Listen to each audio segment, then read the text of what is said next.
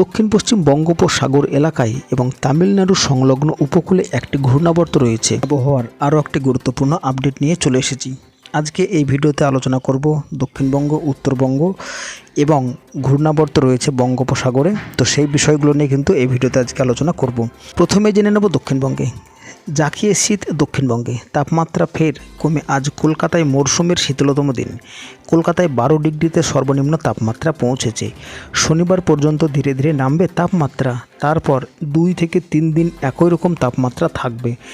বর্ষা শেষের দিকে বাকি দিনগুলোই আবহাওয়া এবং পশ্চিমী ঝঞ্ঝার প্রভাব পড়তে পারে বলে জানা যাচ্ছে।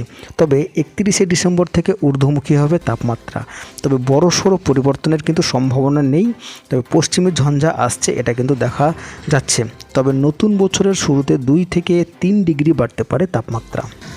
দেখে নেব উত্তরবঙ্গে। শীতল দিনের চরম সতর্কতা রয়েছে উত্তরবঙ্গের কোচবিহারে। কুয়াশার সতর্কতা বার্তা উত্তরবঙ্গে। আজ ও কাল পার্বত্য এলাকাসহ কয়েকটি জায়গায় ঘন কুয়াশার সম্ভাবনা। নিচের দিকে জেলাগুলিতে হালকা মাঝারি কুয়াশা। খুব সকালে কুয়াশার সম্ভাবনা থাকবে আগামী কয়েকদিন। তবে পরিষ্কার হবে আকাশ।